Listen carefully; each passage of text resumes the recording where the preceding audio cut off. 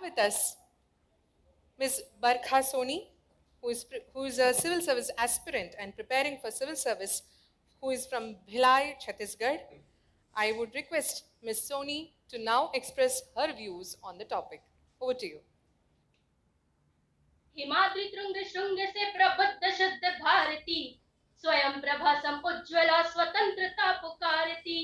अमर्त्य वीर पुत्र हो, दृढ़ प्रतिज्ञ सोच लो, प्रशस्ति पुण्य पंथ है, बढ़े चलो बढ़े चलो। नमस्कार, मैं बरखा सोनी, भिलाई छत्तीसगढ़ से आज आप सभी के सामने राजनीति में युवा, भ्रम और यथार्थ इस विषय पर अपने विचार रखना चाहूंगी। सदियों से भारत को युवाओं का देश कहा जाता है और आज भी भारत में 35% से अधिक जनसंख्या युवाओं की है।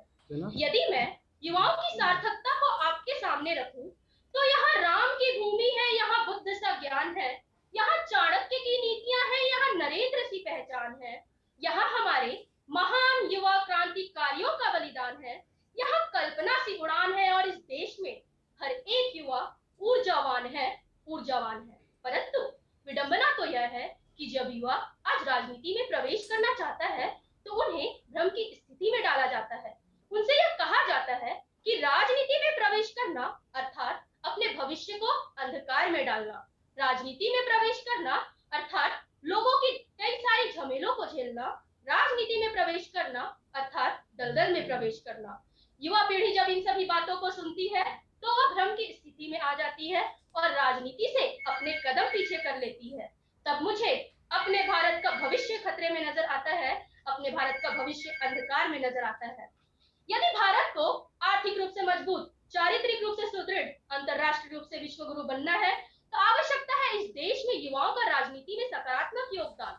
इसके लिए मैं सत्ता पक्ष और विपक्ष से यह कहना चाहूंगी कि हमारे देश में हर एक युवाओं की स्नातक तक की शिक्षा को कम से कम महत्वपूर्ण कर दिया जाए, ताकि सभी युवा पीढ़ी सभ्य बन सके, सुशिक्षित बन सके। साथ ही साथ प्रौढ़ वर्ग के लोग जो राजनीति में बैठे हुए हैं, वो अपने अनुभव और कौशल का संपूर्ण तरीके से प्रयोग करके हमारे देश के युवाओं को राजनीति में मार्गदर्शन प्रदान करें और उन्हें राजनीति में जाने के लिए प्रोत्साहित करें।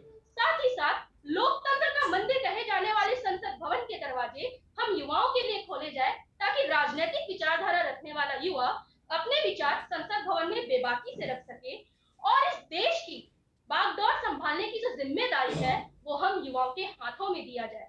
राजनीति में युवाओं की भ्रम की स्थिति है, यदि मैं इसका विश्लेषण करूं, तो मुझे ऐसा लगता है कि आज की जो युवा पीढ़ी है, वो कहीं ना कहीं भ्रम की स्थिति में आ जाती है, कहीं ना कहीं वो भटकाव की स्थिति में आ जाती है।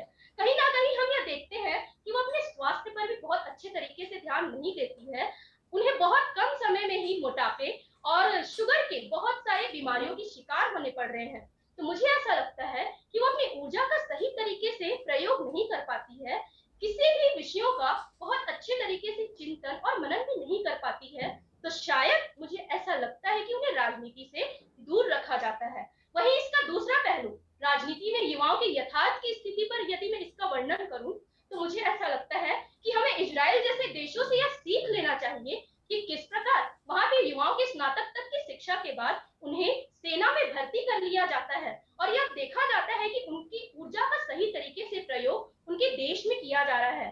ऐसे ही मैं भारत सरकार से अपील करते हुए कहना चाहूंगी कि हमारे देश में युवाओं की ऊर्जा का सही तरीके से प्रयोग करते हुए हमें एक ऐसा मार्गदर्शन प्रदान करें, ताकि इस देश में एक नीतियां आरंभ हो सके, ताकि युवाओं को सही तरीके से मार्गदर्शन हमें प्राप्त हो सके। और भारत सरकार अगर चाहेगी, तो हम युवाओं के लिए बहुत सारे ऐसी नीतियां बना सकती है और उन्हें ऊर्जावान तरीके से आगे बढ़ा सकती है, उनकी ऊर्जा का प्रयोग लोकतंत्र में कर सकती है।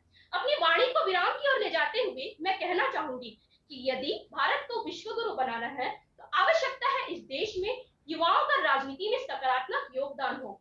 अंततः हालात ये बदलना है, साथ हमको चलना है, संकल्प ये महान है, स्वप्न हिंदुस्तान है, स्वप्न हिंदुस्तान है।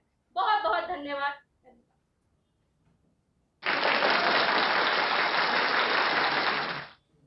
Thank you so much, Ms. Barkha Soni, for that very wonderful speech. Very young and very dynamic student leaders like you are the future of the Bharat in the future. and kindly accept this certificate as a part of a token and appreciation and to your valuable contribution to this stage of the 11th Great. Bharatiya Chhatra Sanchad. Thank you so much. Next,